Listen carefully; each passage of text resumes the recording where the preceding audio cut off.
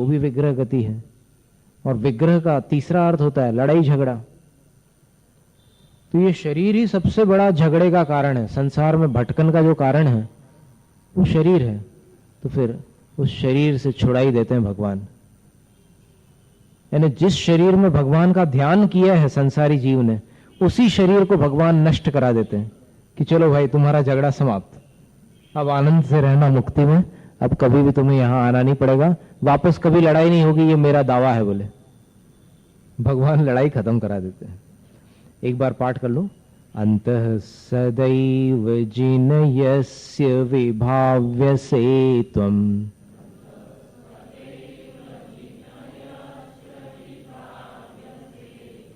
भव्यैः कथं तदपि नाशयसे शरीरम्।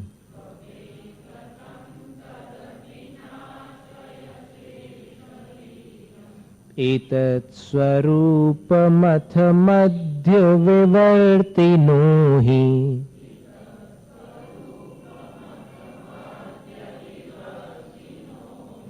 यद्विग्रहं प्रशमयन्ति महानुभावाः।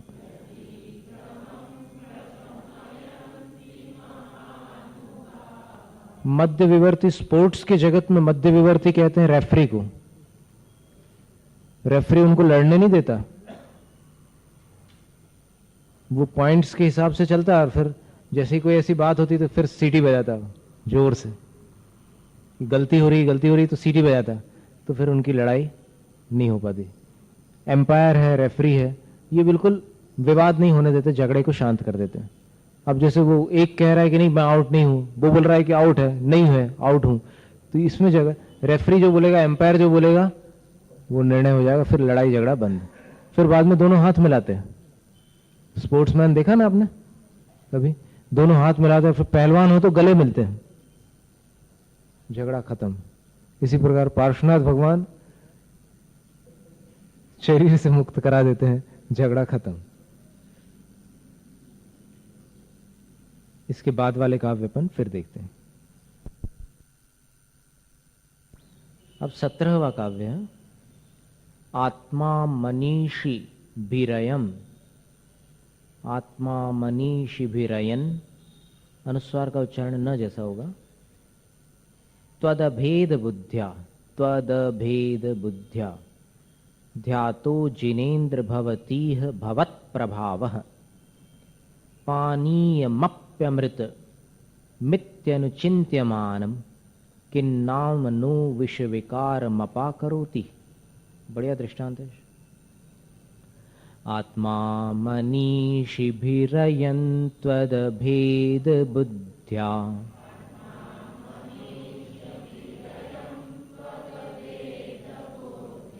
ध्यातो जिनेन्द्र भवतीह भवत्प्रभावः।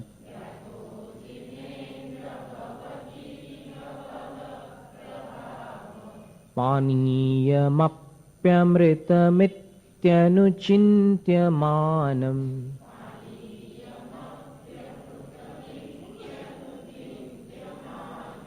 किन्नाम नो विषविकारमपाकरोति।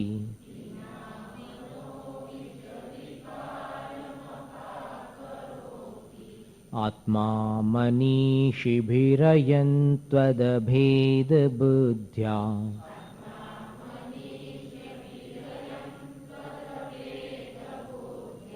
ध्यातो जिनेन्द्र भवतीह भवत्प्रभावः।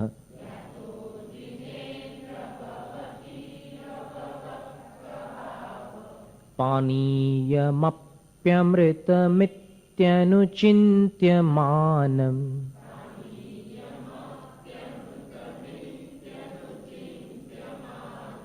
किन्नाम नो विषविकारमपाकरोति।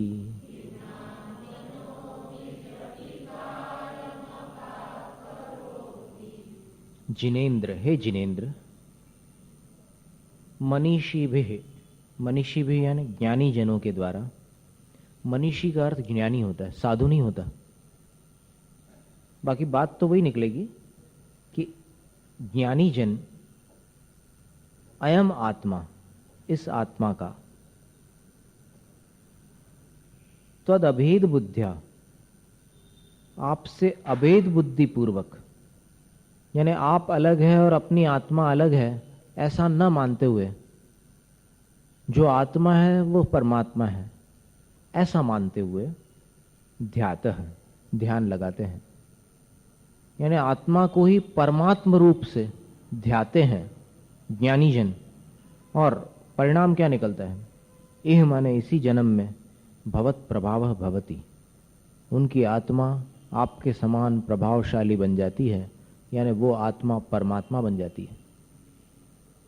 यानी अपनी आत्मा का परमात्मा रूप में ध्यान करने पर अपनी आत्मा भी परमात्मा बन जाती है। दृष्टांत दे रहे हैं कि ऐसा कैसे होता है। तो बोले अमृतम इति अनुचिंत्यमानम पानीयम,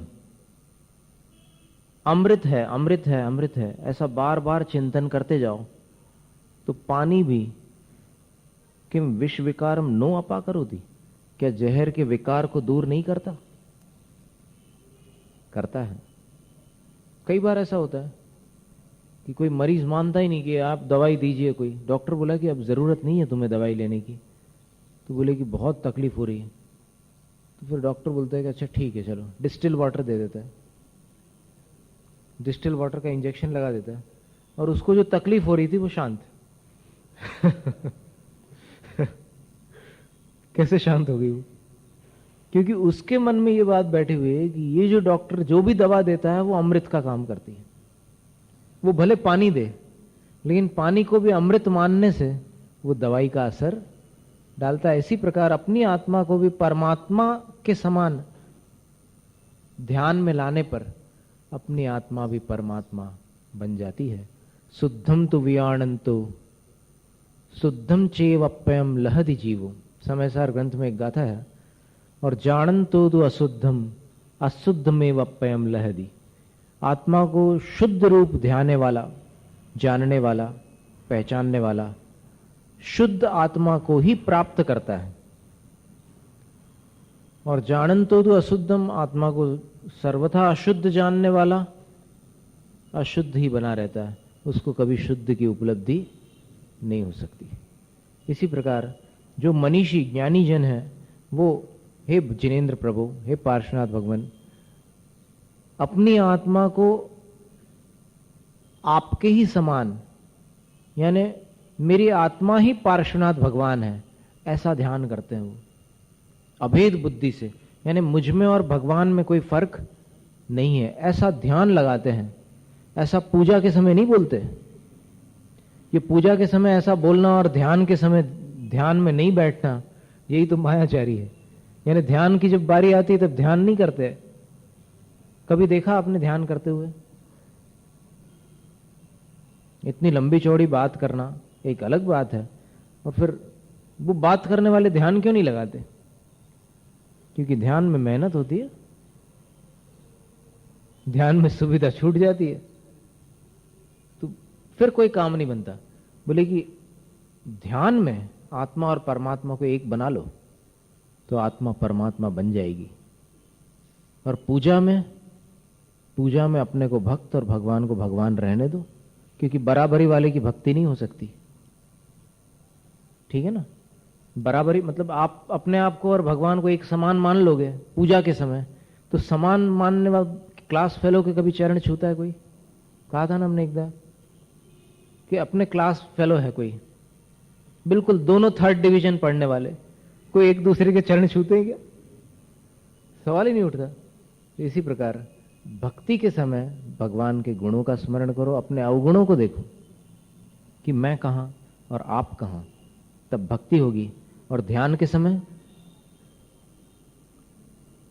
समय दोनों में जो समानता है उस पर ध्यान दो। निश्चय से दोनों भगवान रूप है। तो आत्मा को परमात्मा के रूप में ध्याने से आत्मा परमात्मा बनती है। जैसे पानी को अमृत समझने से विष का विकार या बीमारियां दूर हो जाती है, स्काईलैब पिल्स, आपको वो घटना मालूम है? करीब कितने साल बीत गए, 70s की घटना है। अमेरिका ने कोई वायु अंतरिक्ष यान छोड़ा था स्काईलैब, और वो गिरने वाला था। तब कितना तमाशा हुआ था। हिंदुस्तान में तो बहुत ज्यादा प्रपंच हुआ था क्योंकि ऐसे समाचार थे कि वो हिंदुस्तान की तरफ आ रही है, अब भले ना आ रही हो, लेकिन यहां खलबली मच गई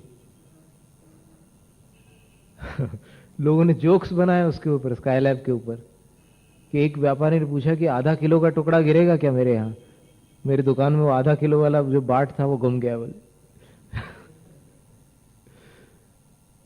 तो ऐसी दुनिया भर की बात है। और मुंबई में तो स्काईलैब पिल्स बिके हैं, कुछ ऐसी शक्कर की गोलियां बनाई लोगों ने, और फिर बोले कि ये मंत्रित गोलियां हैं, इसको जो खाएगा उसके सिर पर नहीं गिरेगा बोले।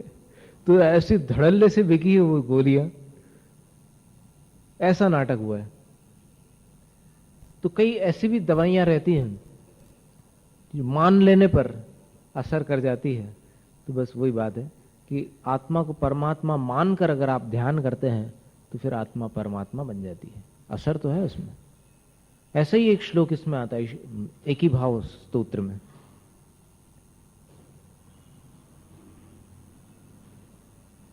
प्रादुर्भूत स्थिरपद सुखत्वामनुध्यायतो मे त्वय्येवाहं स इति मतिरुत्पद्यते निर्विकल्पा मिथ्यैवेयम्।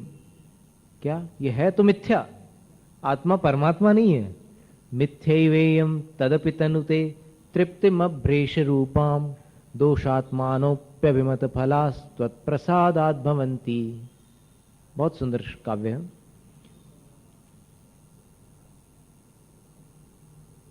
एक ही भाव स्तोत्र में ये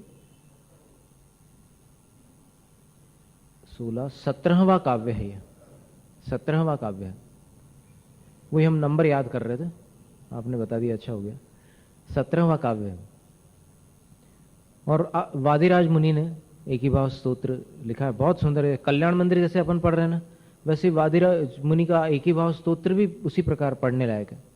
यानी भक्तामर, कल्याण मंदिर, एक ही भाव स्तोत्र, तीनों एक से बढ़कर एक है, बहुत मजेदार है।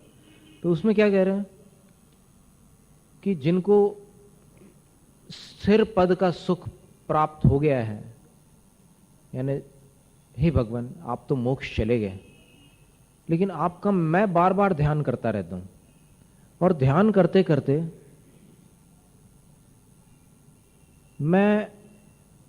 मेरे अंदर ऐसी भावना होती है कि आप में मैं ही हूं, आप और मैं एक ही हैं। ऐसी स्थिति बन जाती है।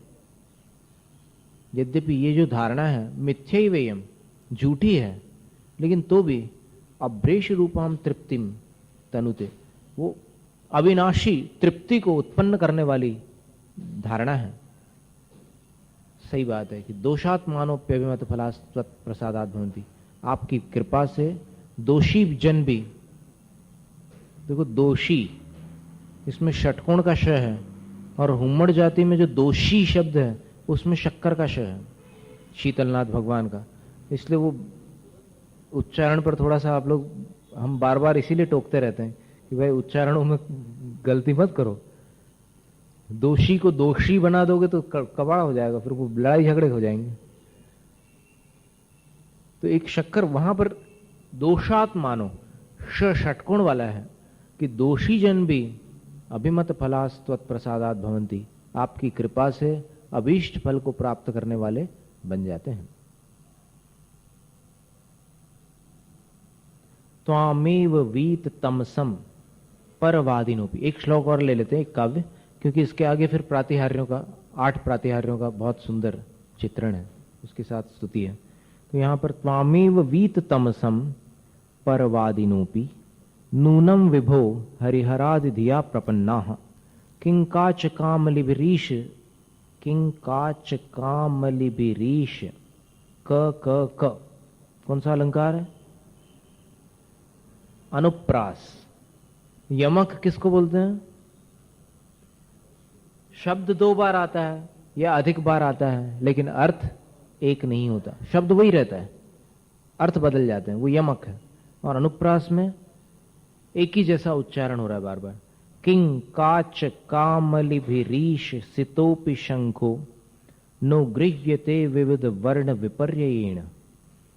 बहुत सुंदर काव्य। इसका भी अब कोई भी असुंदर नहीं है, निकल जाता है मुंह से बार बार कि बहुत सुंदर है। त्वामेव वीत तमसं परवादिनोऽपि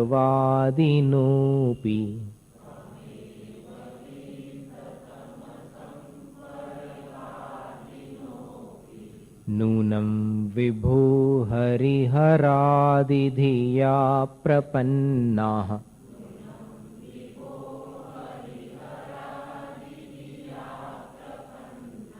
किंकाच कामलिभिरीश सितोपि शंखो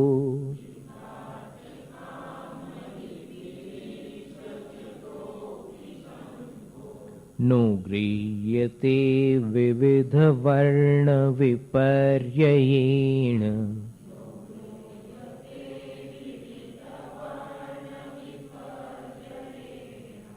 त्वामेव वीत तमसं परवादिनोऽपि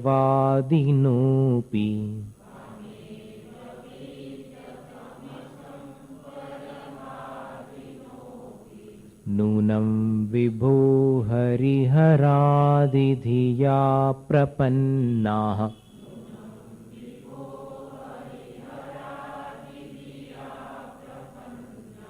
किंकाच कामलिभिरीश सितोपि शंखो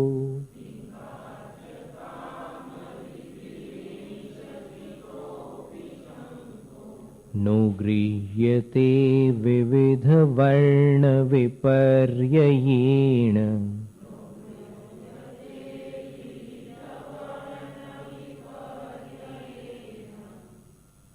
हे विभो, नूनम, मेरा तो ये मानना है, आचार्य कुमुदचंद स्वामी कह रहे हैं पार्श्वनाथ भगवान से, हे प्रभु मेरा तो ये मानना है कि वीत तमसम, अंधकार से रहित, त्वाम, आपको, एव ही, अंधकार रहित आपको ही, परवादिनोपि हरिहरादि धिया प्रपन्ना, अन्यमति परवादी जो हैं वे भी हरिहर आदि की मान्यता से स्वीकार करते हैं।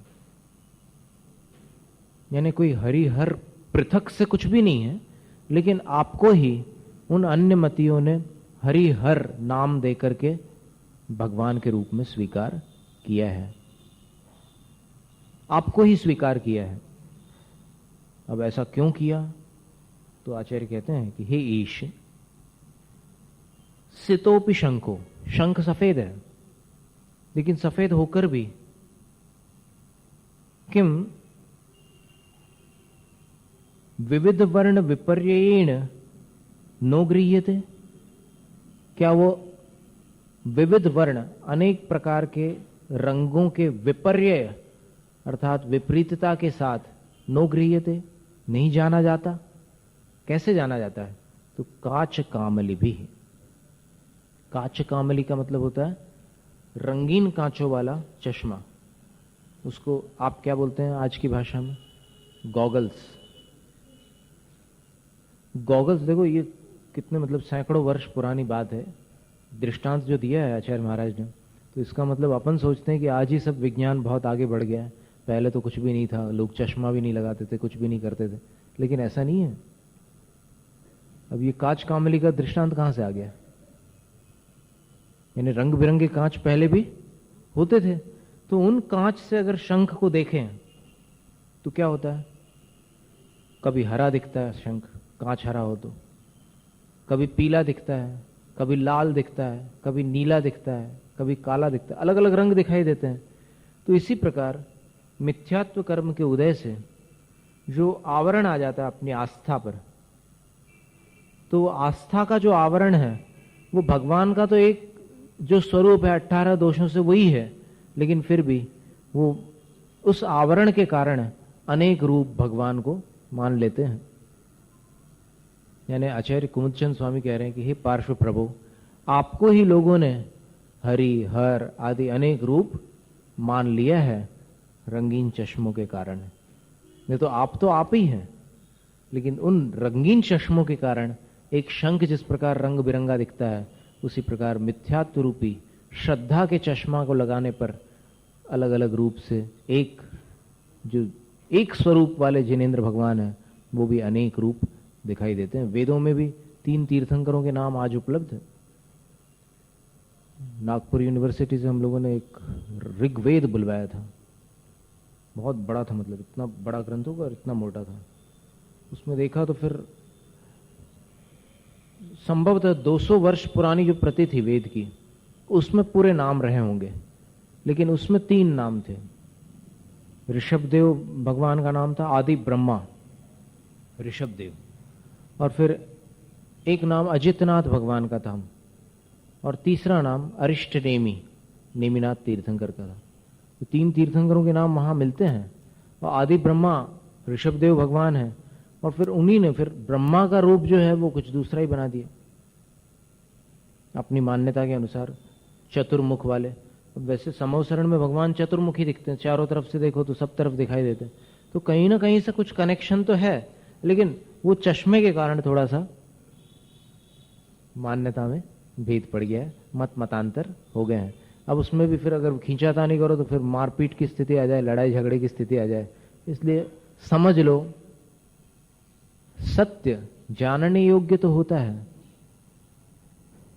लेकिन समूचा सत्य बोलने योग्य नहीं होता। कुछ तो बोल सकते हैं आप सत्य, लेकिन पूरा अगर बोलने जाओगे ना तो यहां जी नहीं सकते। ये दुनिया इतनी टेढ़ी है कि पूरा सच बोल करके कोई भी जिंदा नहीं रह सकता। इसलिए बहुत सारा सच ऐसा है जिसको अपने अंदर रखो, जान लो, समझ लो और अपना काम निकालो, बस रास्ता पकड़ो, ऐसा है। इन दोनों काव्यों का एक बार उच्चारण कर लेते हैं। आत्मा मनीषिभिरयन् त्वदभेद बुद्ध्या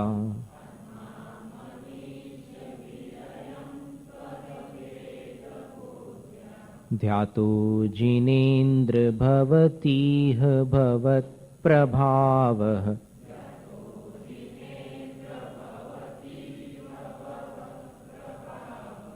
पानीयमप्यमृतमित्यनुचिन्त्यमानम्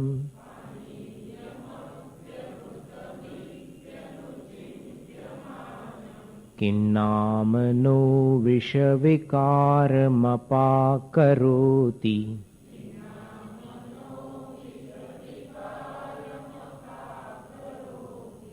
त्वामेव वीततमसं परवादिनोऽपि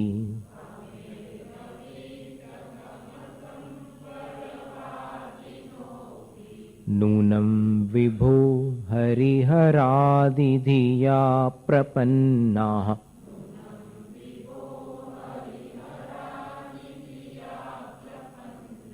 किंकाच कामलिभिरीशसितोऽपि शंखो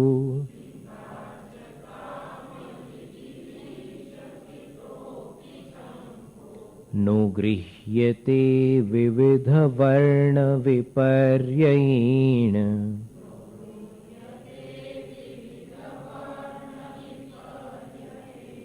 और अन्य मतों में एक वाक्य आपने सुना कि भगवान एक है, उनके रूप अनेक हैं। क्या मतलब निकला इसका, बताओ। यही बात आ गई कि नहीं? और क्रियाओं में भी आप देखेंगे, अभी रात को हम सुन रहे थे कि वो लोग कुछ द्रव्य चढ़ा रहे थे। कौन से द्रव्य थे अभी हम, वो क्या है कि एकदम हमारा ध्यान कहीं दूसरी जगह था और अचानक कान में वो शब्द पड़े कि ये फलाना द्रव्य फलाना द्रव्य। हम कैलकुलेट करना चाह रहे थे कि कौन से द्रव्य हैं वो, उनको देखना चाहते हैं हम। और रास गरबा वगैरह सब बातें वो अनाउंस कर रहे थे, ये सब बातें हम सुन रहे थे। हमने अभी एक इसी विहार में, इसी ग्रीष्मकालीन विहार में एक दिगंबर गरबा की पुस्तक प्राप्त की थी, और वो पुस्तक अभी यहाँ हिम्मतनगर में कोई हमसे ले गया पढ़ने के लिए। तो ये सब मूलतः ये सारी चीजें जो थी वो मूल परंपरा के अनुसार बहुत सारी चीजें थी, लेकिन ये सब परिवर्तित होते होते आज अन्य मतों की क्रियाएं बन गई है और वहां तक सीमित रह गई। जो अपनी क्रिया थी वो कुछ क्रियाएं अपने यहां से गायब हो गई। ऐसी भी कुछ क्रियाएं हैं जो अभी अपने यहां बिल्कुल लापता है, कहीं मिलने नहीं वाली। तो ऐसी बहुत सारी बातें हैं। अगर अपन पूरा थोड़ा अपने को दिल थोड़ा बड़ा करके देखना पड़ेगा। छोटी दृष्टि से आप देखोगे ना तो फिर आपको हर जगह मिथ्यात्व मिथ्यात्व मिथ्यात्व दिखाई देगा। मिथ्यात्व है, इसमें कोई दो मत नहीं है, लेकिन देखो तो सही कि उसकी उत्पत्ति कहां से हुई है। पहले क्या था? जब आदिनाथ भगवान थे तब 363 मत थे क्या? पहले ये सोचो आप। फिर ये जो 363 मत बने ये कहां से बने? तो सीधी सी बात है कि वो सब वहीं से निकली हुई शाखाएं हैं, लेकिन एकांतवादी हो जाने के कारण वो सब मिथ्यात्व की श्रेणी में चले गए। और अपन अनेकांतवादी होने के कारण अपन क्या बोले, अपन जो है सो, जो अनेकांतवादी है उसकी बात तो कर सकते हैं, तो वो फिर सम्यक कहलाते हैं। अनेकांत नय जो है सम्यक है और एकांत नय जो है वो मिथ्या हो जाते हैं। तो इसलिए बहुत सारी बातें ऐसी है। अब जैसे चीन देश में जहां पर आदिनाथ भगवान की यंगटा गुफा में चरण है, एक चरण है यंगटा गुफा में और एक चरण बीजिंग में रखा है आदिनाथ भगवान का। अब वो चरण बनाए हुए इंद्र के हैं। इंद्र जो है जहां से मोक्ष जाते हैं भगवान, वहां पर ऐसे चरण चिन्ह बना देता है। मोक्ष कल्याणक की क्रियाओं के बाद एक ये भी एक क्रिया रहती है उसमें कि वो ऐसे चरण चिन्ह बना देता है।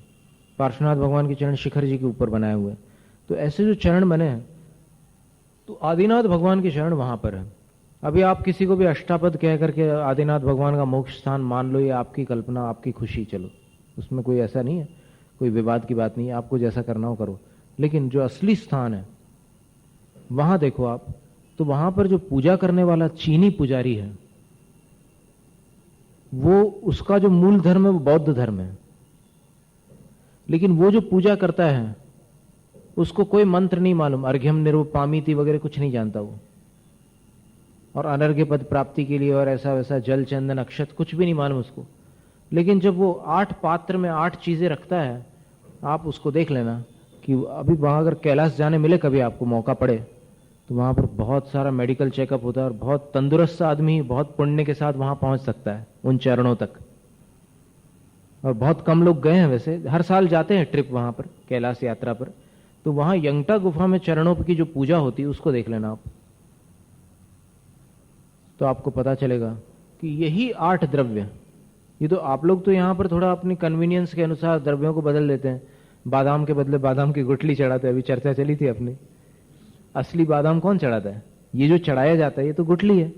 जैसे आम के ऊपर का सब निकाल लो आप और अंदर क्या बचता है? गुठली। वैसे ही बादाम के ऊपर का फल का जो भाग है वो भी खाने योग्य भक्ष्य होता है, उसको अलग कर दो, अंदर का जो बीज रह गया उसको अपन चढ़ाते हैं और बादाम फल मान करके, क्योंकि लोक में उसको ड्राई फ्रूट्स कहते हैं। अब ड्राई फ्रूट्स अगर आम की गुठली को कहने लग जाए तो उसको भी आप फल मान करके चढ़ा लोगे, उसमें क्या बात है? तो यहां अपनी सुविधा के अनुसार आपने सब अदल बदल कर लिया, लेकिन वहां पर वो जो पुजारी चढ़ाता है द्रव्य, वो वही 8 द्रव्य चढ़ाता है जो जैन आगम में पद्मनंदी पंचविंशतिका में जो शुद्ध द्रव्यों का वर्णन है, वो 8 द्रव्य वो पुजारी चढ़ाता है। अब बताओ वहां किसने किसको सिखाया? वहां कौन सा 13 पंथ और 20 पंथ आ गया? तो इसलिए क्या है कि थोड़ा व्यापक दृष्टि रखो। और विश्व में कंबोडिया में जैन मंदिर है और भी कई जगह जैन मंदिर है। वहां के जो मूल निवासी है उनसे पूछो आप, यहां से जाकर किसी ने कुछ प्रदूषित कर दिया हो वातावरण, उसको छोड़ दो आप, वहां के मूल निवासी कैसे पूजा करते थे ये आप पता लगाओ। अंततः यही पता चलेगा कि सब कुछ यहां से ही आया हुआ है।